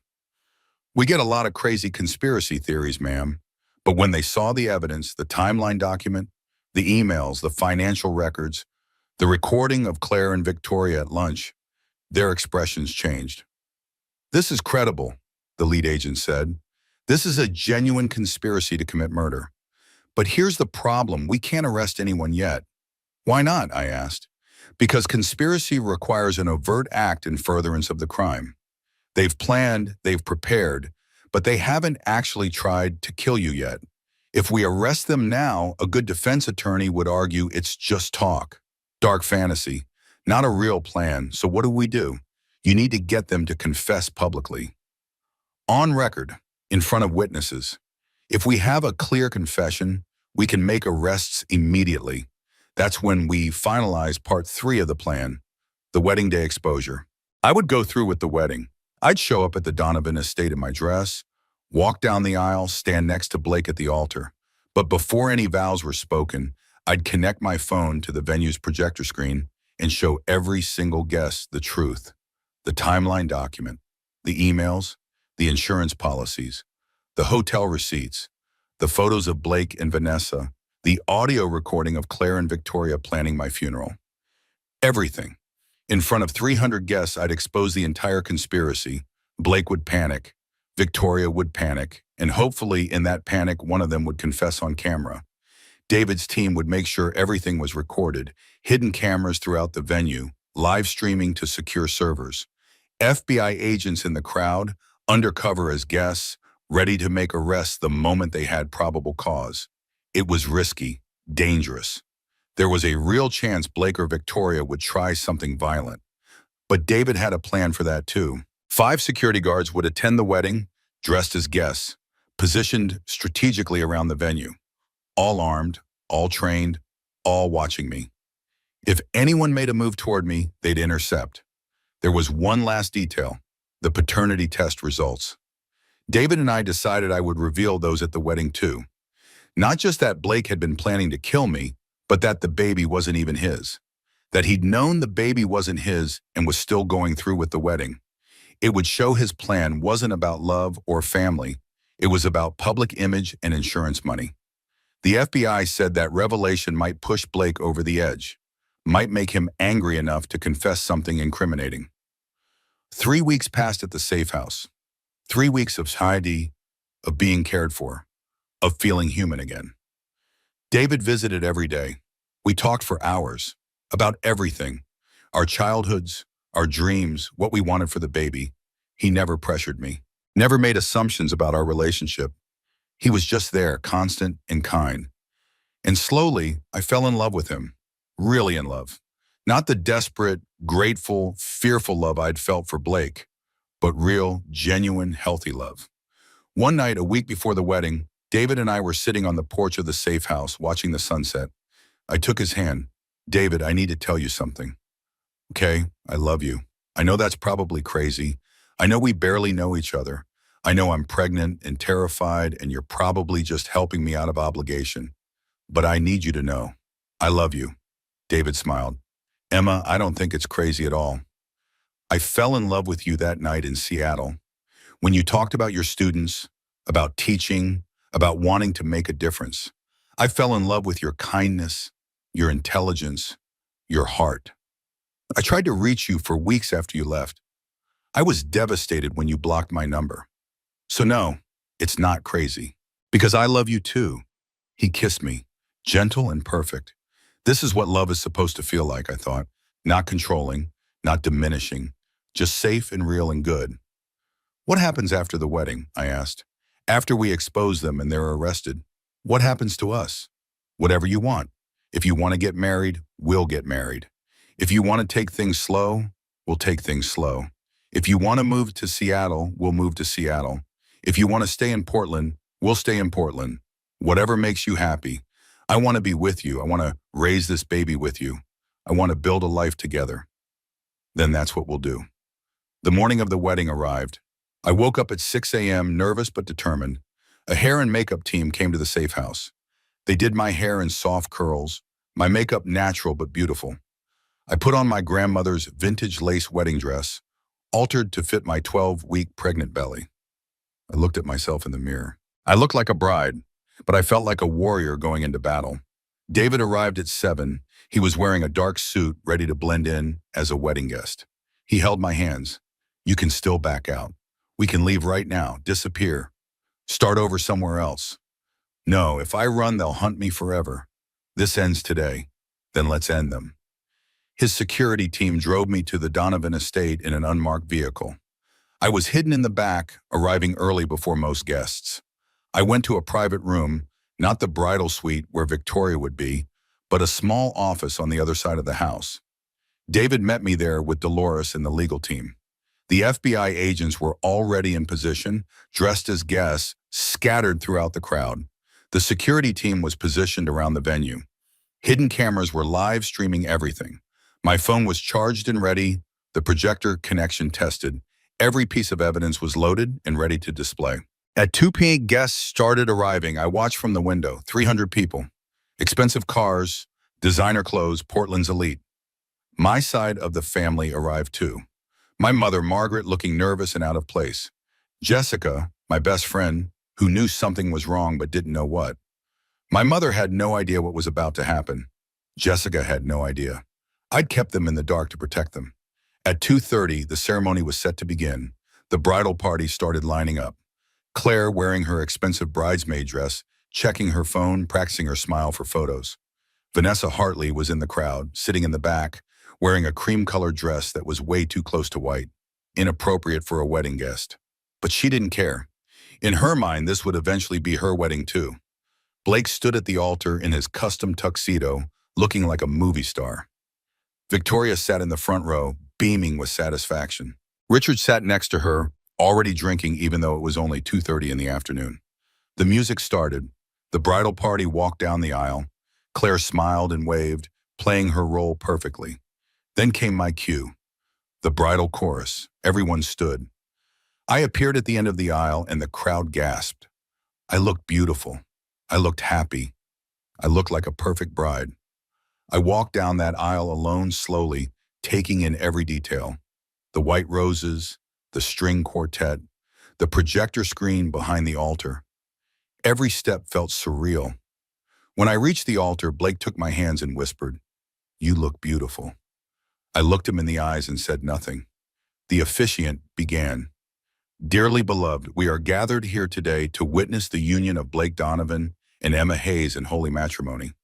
Marriage is a sacred bond built on trust, love, and commitment. Blake shared his vows first, reading from a card Victoria had written. Emma, 3 years ago, you walked into my life and changed everything. You showed me what it means to love someone truly, deeply, unconditionally. You are my light, my heart, my future. You are carrying our child, the greatest gift I could ever receive. Today, I promise to cherish you, protect you, honor you, all the days of my life. I promise to be the husband you deserve and the father our child deserves. I love you, Emma. Today, tomorrow, always. The crowd said, "Aw." People were crying. My mother was sobbing. Victoria was smiling. Then the officiant turned to me. "Emma, please share your vows." I reached into my dress, pulled out my phone. Blake looked confused. "Emma, what are you doing?" Before I make any promises, I said, loudly and clearly, "There's something everyone here needs to see." The crowd started murmuring. Blake panicked. "Emma, stop. This isn't the time." "Blake," I said firmly. "Sit down." "What?" "Sit down, now." Something in my voice made him obey. He sat on the altar steps, stunned. I connected my phone to the projector. The screen behind us lit up, and that's when I destroyed everything. The first image appeared on the screen behind the altar. Text messages between Blake and someone named VH. The crowd gasped as they read the words. Blake to Vanessa. 2 more weeks and I'm legally bound to her. This is torture. Vanessa to Blake. I know, baby. Just remember, we get the $5 million payout once you're married 6 months. Then we're free. Blake. I keep thinking about that teacher's face when she realizes. God, she's so trusting. Vanessa. That's why your mother picked her. Easy target. People in the crowd started standing up, shouting. What is this? Is this real? Blake jumped to his feet. Emma, stop. Those are private conversations. You can't.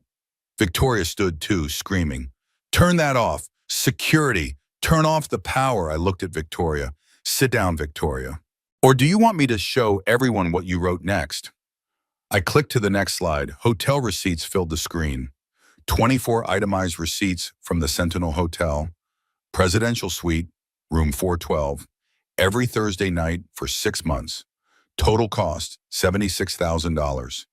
Every Thursday night for 6 months, I said, my voice carrying across the stunned silence. My fiancé told me he was working late. He was actually here, at this hotel, in this room, with another woman. I clicked again. Photos appeared. Blake and Vanessa kissing. Blake and Vanessa in bed together. Blake and Vanessa laughing, intimate, clearly lovers. A woman in the back stood up and started toward the exit. It was Vanessa, trying to leave. David's security moved into position, blocking the exits. Sorry, ma'am. The bride isn't finished. Vanessa Hartley, I announced, pointing at her. Executive Vice President at Donovan Enterprises. My fiance's mistress. Also the beneficiary of a $5 million life insurance policy on Blake's life, taken out 4 months ago. The crowd erupted. People were shouting, taking photos and videos on their phones, trying to figure out what was happening. I clicked to the next image. The timeline document. All of it, every phase, every detail. The crowd went silent as they read. They were planning to murder me, I said. Phase 5. The incident. Method. Staged accident. Drowning preferred. Victoria's specialty. They were going to wait 7 months after our wedding, then kill me in a drowning accident while I was 9 months pregnant or right after I gave birth. I clicked to the next slide. A photo of a beautiful young woman, Rebecca Lawson, Blake's first fiancée. She died 6 years ago in a car accident. Official story. Rainy night, she drove off a cliff. But look at this. I showed the text message Rebecca had sent the morning she died. Blake's family scares me. If anything happens to me, it wasn't an accident. Life insurance payout from Rebecca's death, $2 million to Blake Donovan. I clicked again. Another photo. Catherine Donovan, Blake's mother. She died when Blake was 3 years old. Official story, she fell down the stairs. I looked directly at Victoria. But you killed her, didn't you, Victoria? You killed Catherine to marry Blake's father and take control of the family fortune. Victoria's face was white, pure rage. You have no proof. None of this is proof. Actually, I do. I clicked to the next slide. An email from Victoria to Dr. Morrison, the medical examiner. The email read, when the Hayes woman dies, I need the autopsy to reflect accidental drowning. Pregnancy complications, preeclampsia, she fell overboard during a baby moon excursion. You'll be compensated as usual. $200,000, offshore account. Dr. Morrison's response, understood. Same account as the Lawson case? The crowd exploded. People were shouting, crying, trying to process what they were seeing. Then I turned to my sister.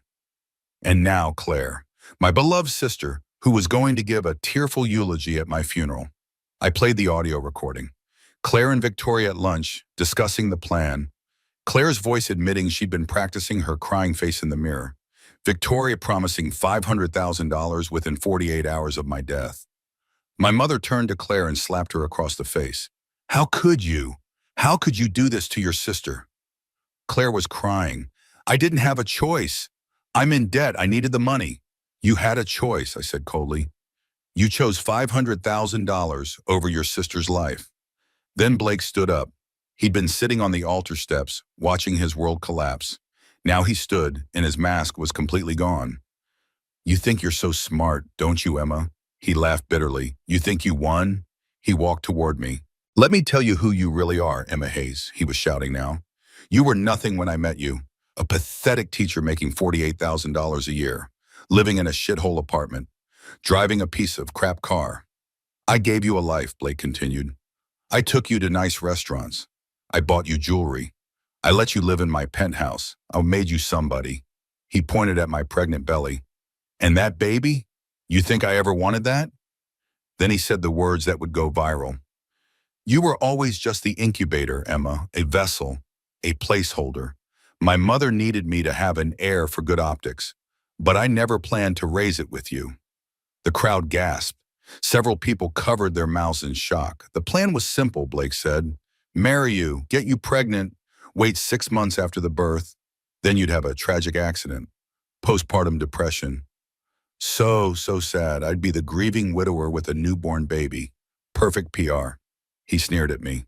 But you're carrying some random's bastard child. So honestly, you did me a favor. He looked directly at me. That baby you're carrying is as worthless as you are. But don't worry, in 6 months you'll both be dead anyway. The crowd erupted in chaos. 3 FBI agents stood up from the crowd. Blake Donovan, you're under arrest for conspiracy to commit murder, fraud, wire fraud, and racketeering. Blake looked panicked. You can't arrest me. I didn't do anything.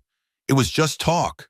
Sir, you just confessed to planning a murder in front of 300 witnesses and multiple recording devices. Blake was handcuffed, screaming, Mother, do something! Victoria tried to run. 2 FBI agents tackled her. Victoria Donovan, you're under arrest for murder, conspiracy to commit murder, bribery, and corruption. Claire was arrested next. Claire Hayes, you're under arrest for conspiracy to commit murder. She was sobbing. I'm sorry, Emma, I'm sorry. I looked at her coldly. You were going to let me die, Claire, for $500,000. I hope it was worth it. Then, chaos. Vanessa Hartley suddenly pulled a gun from her purse.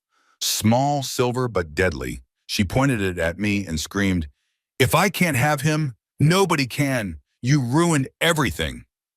David threw himself in front of me just as the gun went off. The sound was deafening. David fell to the ground. Blood spread across his shoulder. I dropped to my knees next to him, screaming, David, no! Vanessa was immediately tackled by security guards and FBI agents. David was conscious but bleeding badly. I'm okay. Are you okay? Is the baby okay? Both David and I were loaded into an ambulance. The last thing I saw before the doors closed was Blake and Victoria being pushed into separate police cars, both of them screaming, both of them handcuffed.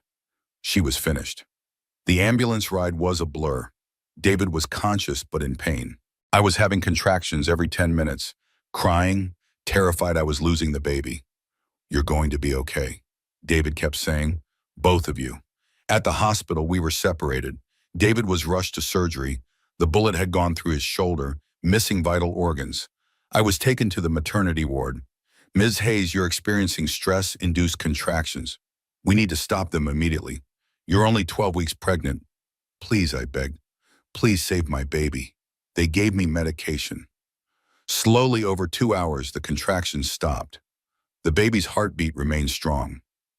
You're going to be okay, the doctor said, but you need complete bed rest for at least a week. My mother arrived frantic. Emma, are you okay? Is the baby okay? We're okay, Mom. We're both okay. She hugged me, crying. I had no idea what they were planning. And Claire, my own daughter. How could she do this to you? Jessica arrived next. Emma, I saw everything. It's all over the news. I'm okay. The baby's okay. David was shot, but he's in surgery. David? Who's David? The father of my baby. The man who saved my life. 6 hours after surgery, David woke up. I was wheeled into his room. The moment I saw him, I started crying. You're alive. Of course I'm alive. Takes more than a bullet to stop me.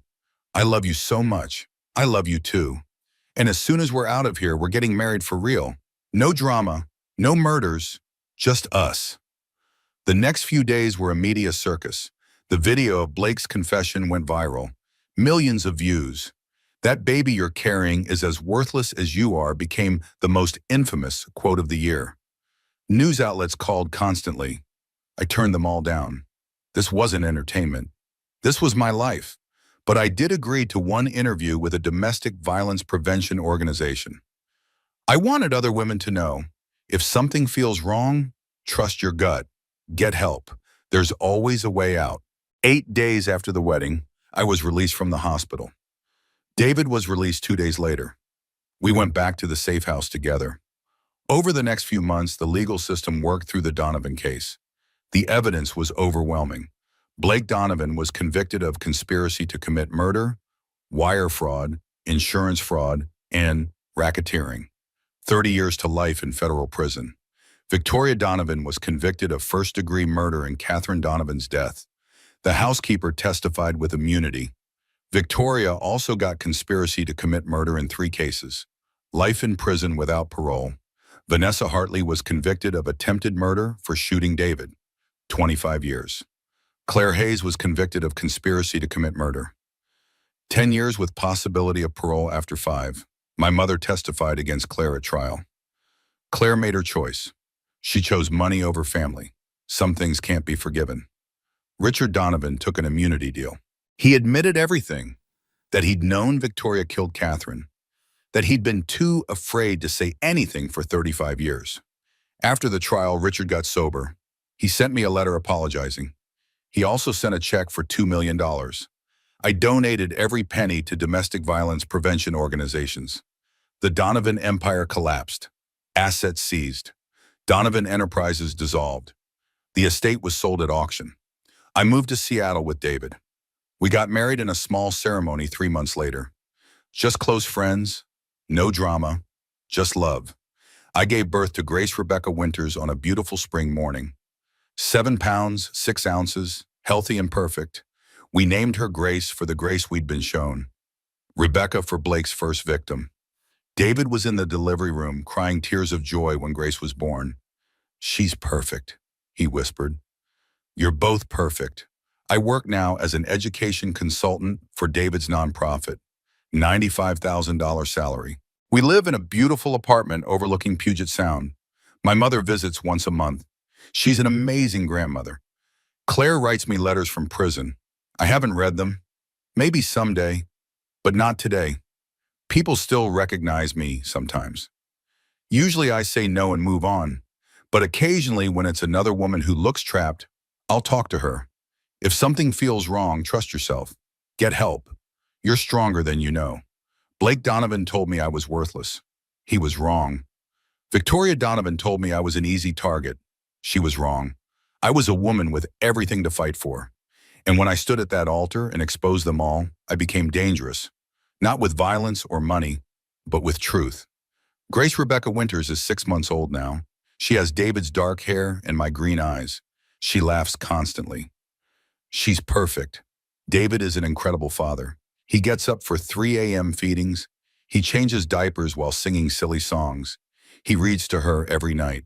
People sometimes ask if he resents that Grace isn't biologically his. "Wait," they'll say, confused. "I thought you said David is the father?" He is the father, biologically, genetically, in every way. The paternity test proved it. The baby was conceived that night in Seattle. Not from Blake, from David. We're a family. Real, messy, imperfect, beautiful. Today is Sunday. David, Grace, and I are at Discovery Park in Seattle. Grace is in her stroller, making cooing sounds, reaching for trees. A woman approaches us, maybe 40 years old, pushing her own stroller. She stops, looks at me. "Excuse me, are you Emma Hayes?" "Yes, I just wanted to say thank you." She's tearing up. I was in a really bad relationship. He made me feel so small, so worthless. Then I saw your story. What you did at that wedding, it gave me the courage to leave. She wipes her eyes. I called off my engagement. I moved out. I'm safe now. And I'm happy now. I wanted you to know that your courage helped me find mine. Thank you for telling me that. No, thank you. You saved my life by saving yours. She looks at Grace. Your daughter is beautiful. Thank you. She walks away. Another woman who escaped. Another life saved. David squeezes my hand. You okay? Yeah, I'm okay. We find a bench overlooking the water. Grace is awake, looking around with curious eyes. I hold her on my lap. She grabs my finger. This is the life Blake said I didn't deserve. The life Victoria tried to take. The life Claire was willing to let them destroy for money. But I'm here. Grace is here. David is here. And we're happy. Blake Donovan sits in a federal prison in Oregon.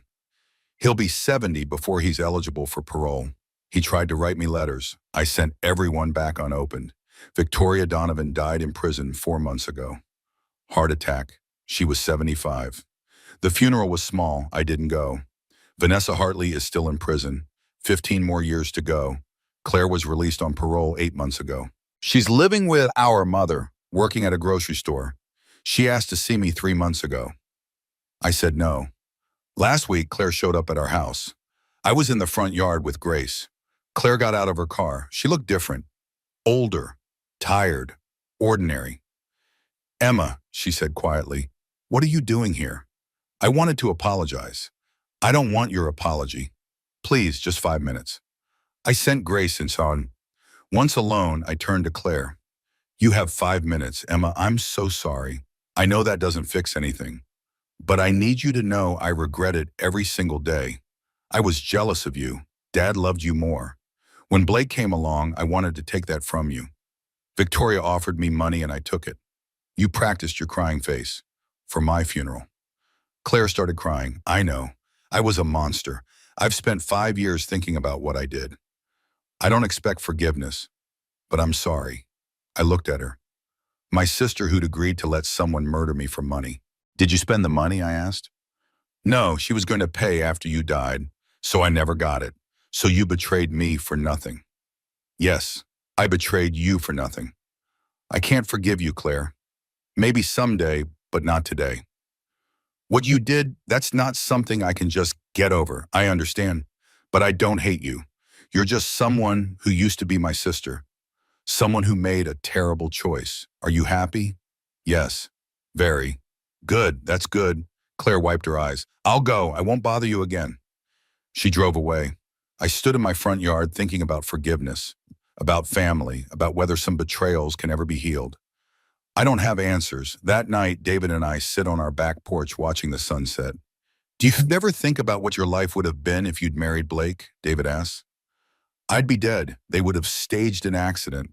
Blake would have played grieving widower. David reaches for my hand, but that didn't happen. No, I found that laptop. I fought back. Grace is asleep upstairs. This is the life I fought for. This quiet, ordinary, beautiful life. Blake Donovan told me I was worthless, that my baby was worthless. He was wrong on both counts. I am a woman who survived a murder plot, who exposed corruption, who stood at an altar and told the truth. That's not worthless. That's strength. Grace is loved beyond measure, protected fiercely. She will grow up knowing she's safe, wanted, worth fighting for. That's not worthless. That's everything. 3 years have passed since the wedding that destroyed the Donovan empire. Grace is 3.5 now. She's in preschool. She comes home with paintings and stories. Yesterday, she told me about a boy who shared his crackers. He's my best friend now, she announced. David and I had a son last year, Robert, after my father. He's 18 months old, toddling around. He adores his big sister. We bought a house in Seattle 6 months ago. 3 bedrooms, a backyard with a swing set. It's not a mansion, just a home, but it's ours. I still work with David's foundation. I've designed literacy programs for 12 schools, trained over 200 teachers. My mother moved to Seattle last year. She wanted to help with the kids. Jessica visits twice a year. She's still teaching, still fighting the good fight. Blake is still in prison, at least another 27 years. Victoria died in prison 4 months ago. I didn't mourn her. Tonight, after putting the kids to bed, David and I sit on our back porch with wine, watching the sunset. The sky turns orange and pink and purple. Grace is asleep with her stuffed rabbit. Robert is in his crib. David is next to me, the scar on his shoulder, the only reminder of the bullet. This is the life I fought for. Blake Donovan told me I was worthless, that my baby was worthless. He was wrong. I am a woman who survived a murder plot, who exposed evil, who stood at an altar and told the truth, even though it was terrifying. That's not worthless. That's strength. Grace and Robert are loved beyond measure. They will grow up knowing they're safe, wanted, worth fighting for. That's not worthless. That's everything. I think about the women who didn't survive. Catherine, Rebecca. Did they try to fight back? Did anyone believe them? I survived because I had evidence, because Dolores helped me, because David had resources. But so many women don't have that. They die quietly, and their killers walk free. That's why I speak at conferences, why I train teachers, why I push for better laws. Not for me.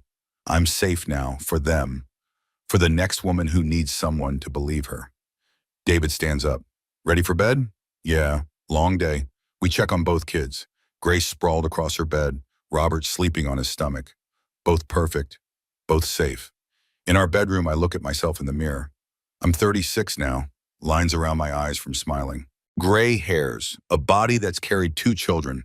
I look different than I did 4 years ago. Less uncertain, less apologetic, less small.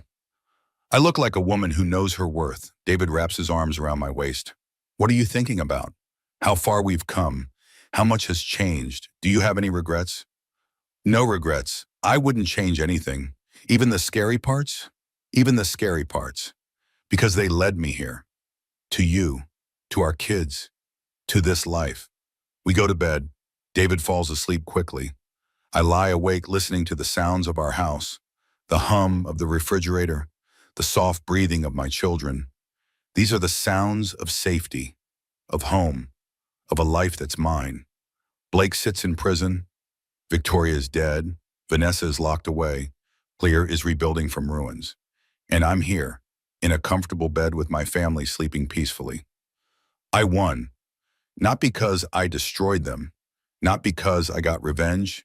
I won because I survived, because I built a life worth living, because I transformed trauma into purpose, into advocacy, into protection for others. I won because I'm happy, and happiness after trauma is the best possible revenge. Tomorrow I'll wake up and make breakfast. Grace will tell me about her dreams. Robert will throw Cheerios and laugh.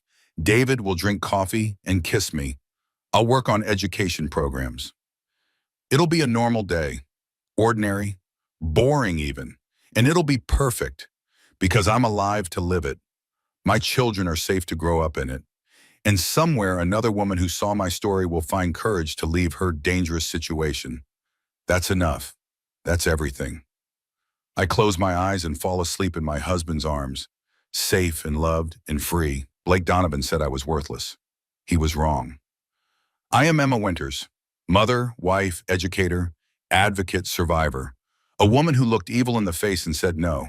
A woman who fought back when fighting back seemed impossible. I'm a woman who won. And that's exactly how this story ends.